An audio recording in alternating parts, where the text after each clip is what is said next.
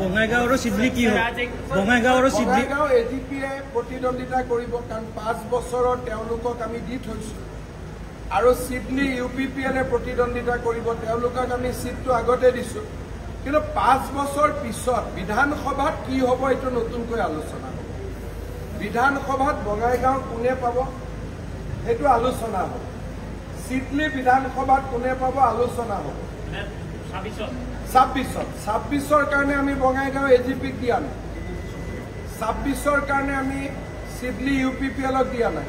কিন্তু উপনিৰ্বাচনত আমি এইটো আমাৰ যিহেতু কমিটমেণ্ট আছে যে 26লৈকে আপোনালোকক চিটটো আমি 21তে দি থৈছো।